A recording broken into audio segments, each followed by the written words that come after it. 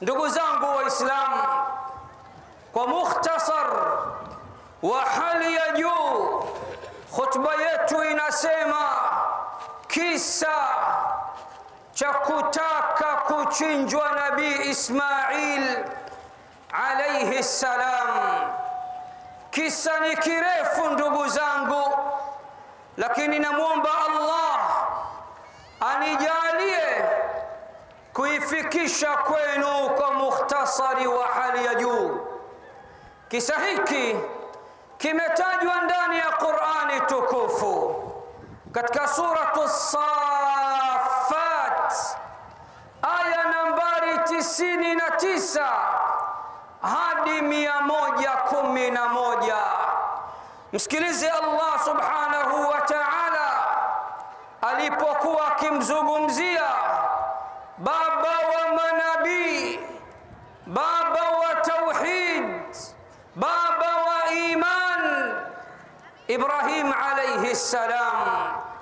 Allah anatuambia akimnukuu Nabii Ibrahim alayhi salam, وقال إني ذاهب إلى ربي سيهدين رب هب لي من الصالحين فبشرناه بغلام حليم فلما بلغ معه السعي قال يا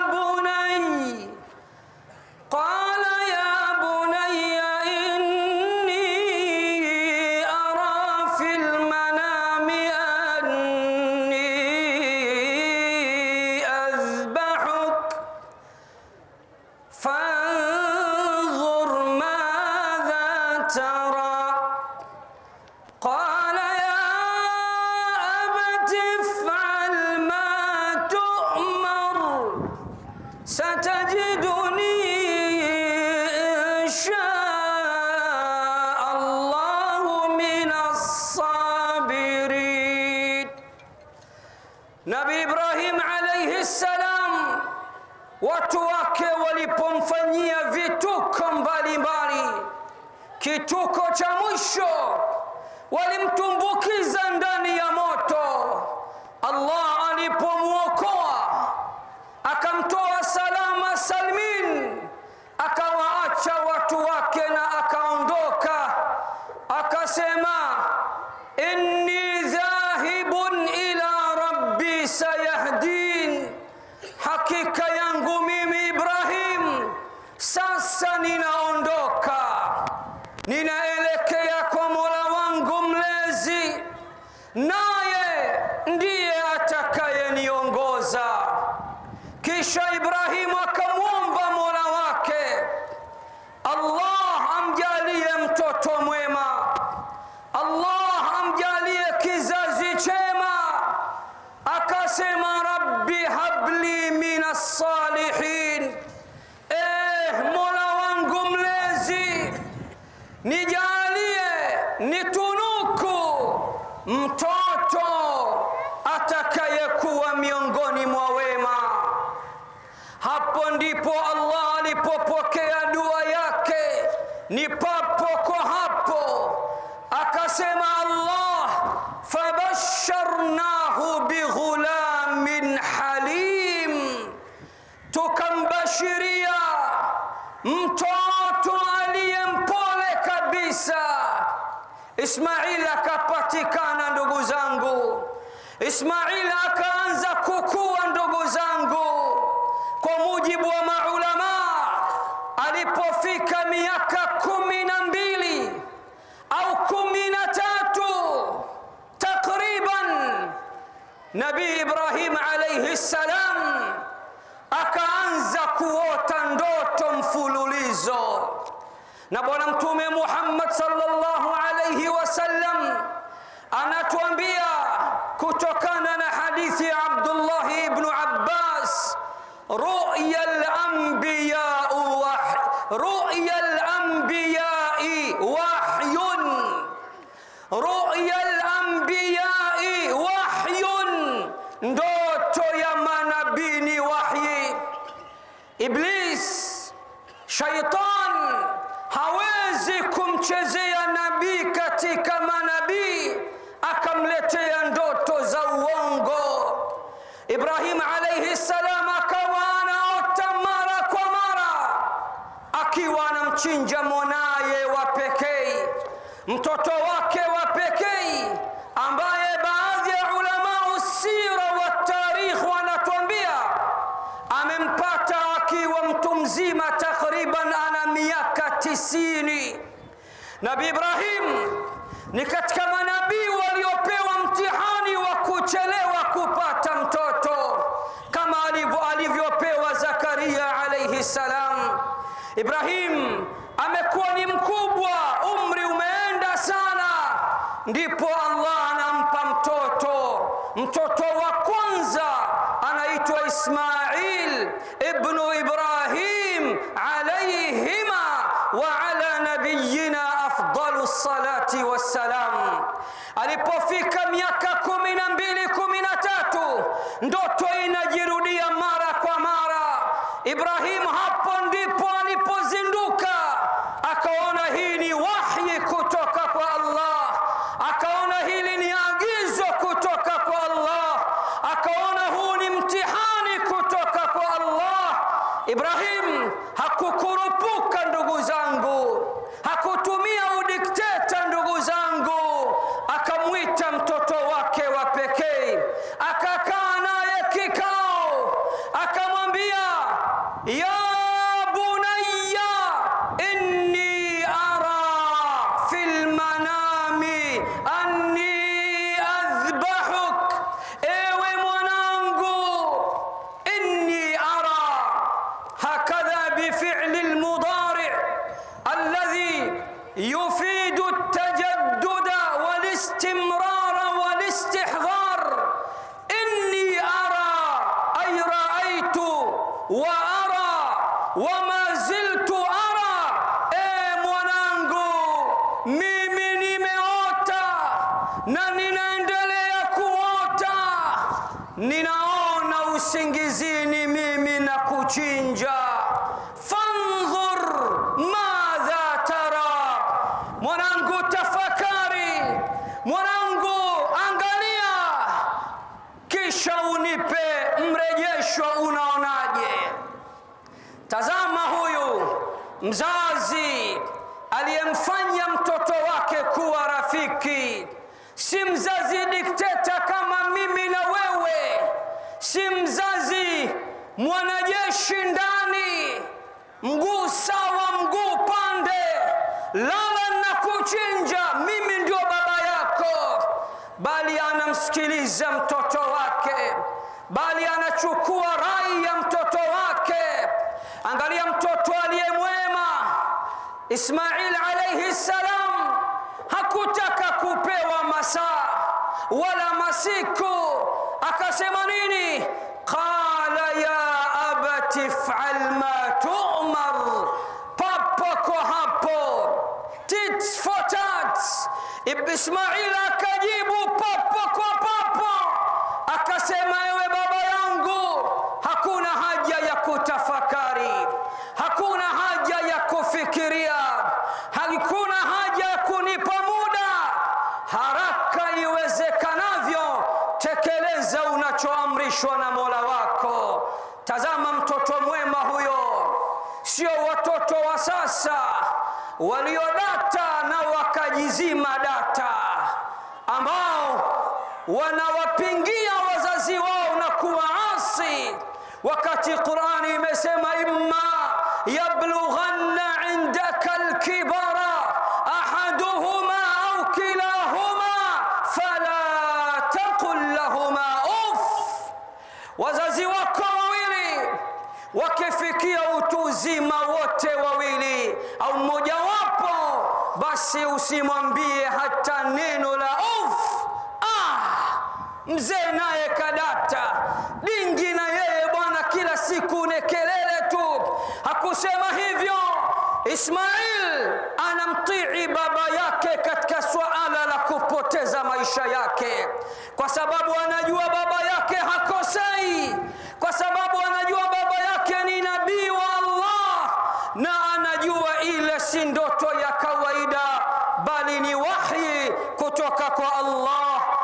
jalla fi ulah. Baba na mtoto walipokubaliana, habari ikaenda kwa mamia Sheghele, mama wa Ismail.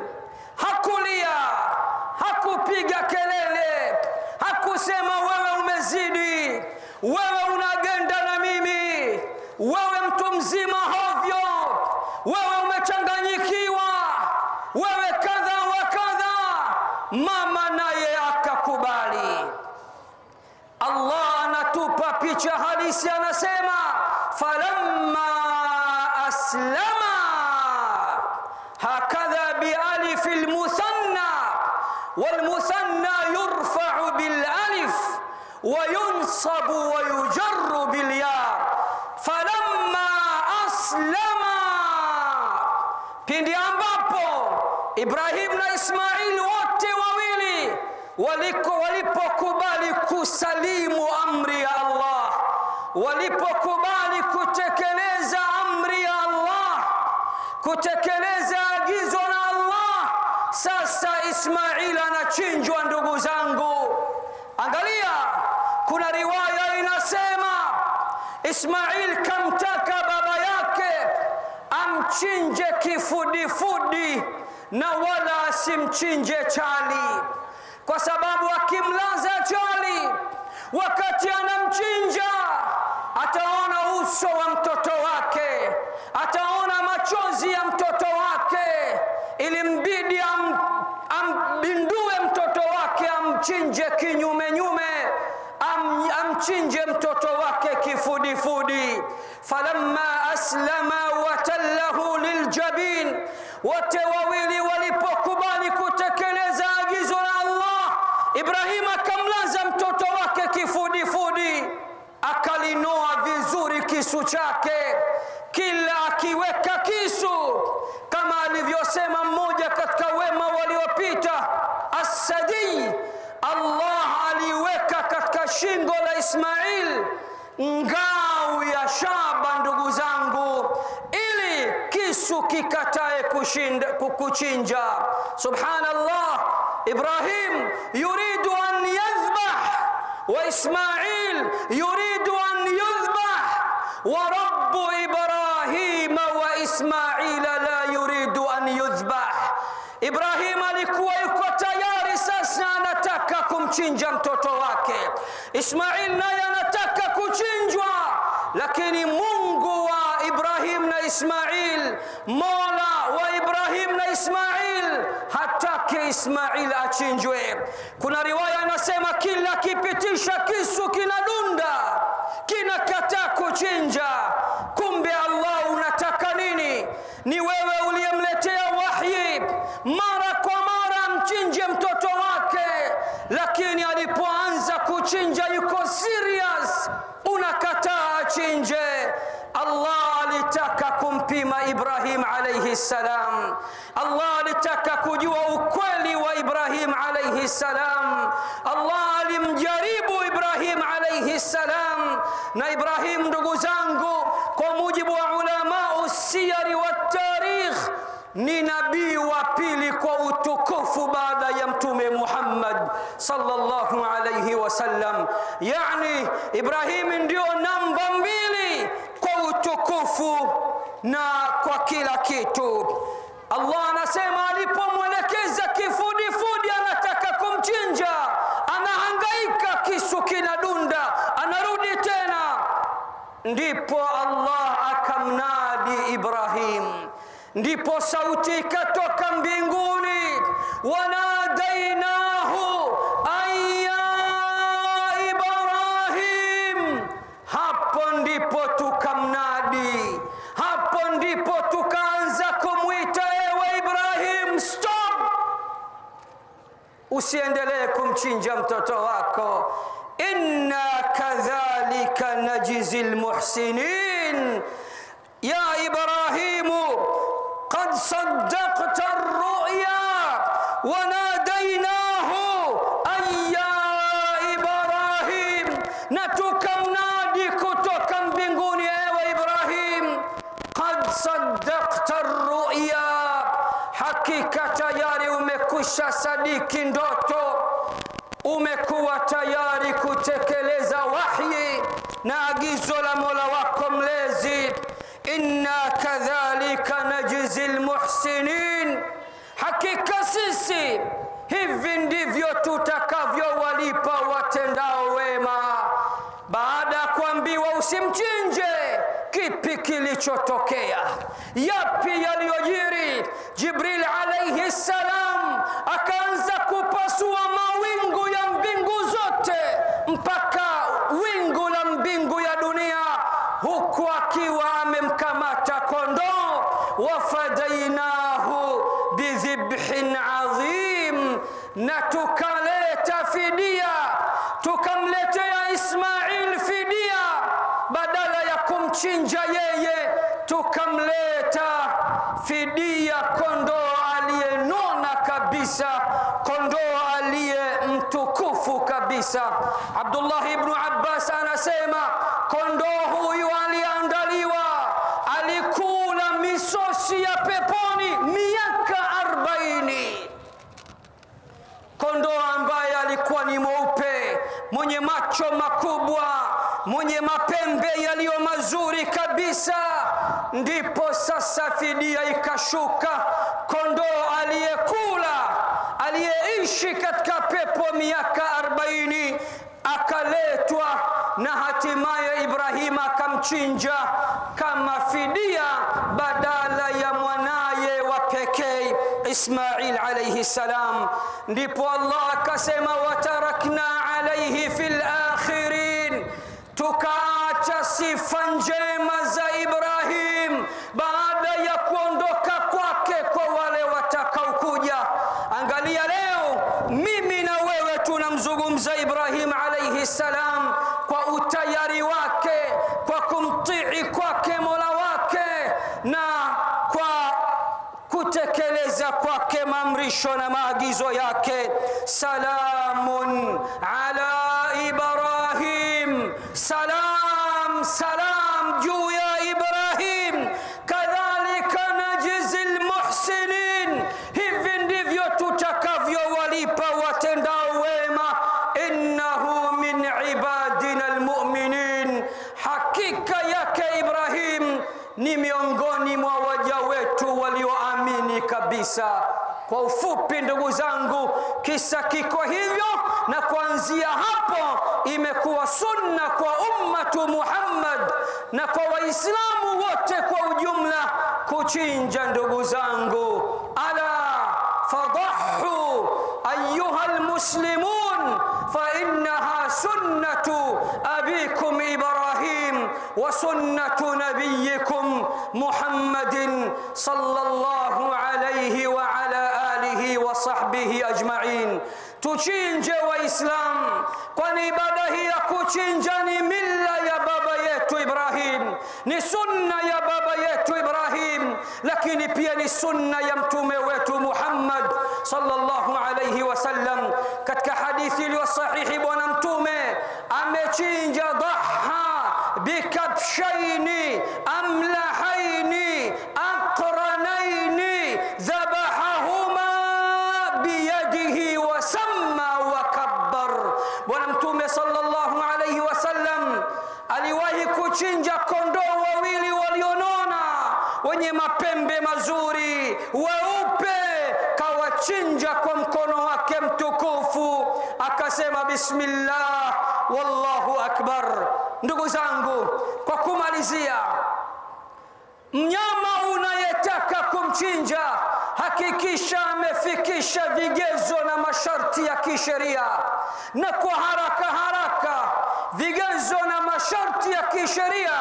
Kwanza atokane na bahimatul an'am. walikulli ummatin ja'alna mansakan liyadhkuru isma Allahi liyadhkuru isma Allahi ala ma razaqahum min bahimatil an'am. Atokane na wanyama wa mifugo, awe ngamia au ng'ombe au mbuzi au kondoo, lakini pia mnyama huyu awe amefikisha umri wa kisheria. Kama ngamia lazima awe ana umri wa miaka 5, na ng'ombe lazima awe ana umri wa miaka 2, na mbuzi lazima awe ana umri wa mwaka 1, na kondoo lazima awe ana miezi 6. Lakini pia mnyama wako hakikisha hana kasoro 4, kama alivyosema bwana mtume Muhammad sallallahu alayhi wasallam. Asiwe chongo, al-awra'u al-bayyinu awaruha, asiwe chongo kiasi ambacho uchongo uko wazi. Kasoro ya pili, wal maridatu al-bayyinu maraduha, asiwe mgonjwa, ugonjwa uko wazi. Kasoro ya 4, wal arja'u al-bayyinu dhala'uha, asiwe anachechemea kilema, al-bayyinu arajuha, kilema chake kiko wazi. Sharti la 4, wal kasiratu allati la tunqi, asiwe amevunjika, asiwe amekondeana, awe ana mafuta na awe ameshiba.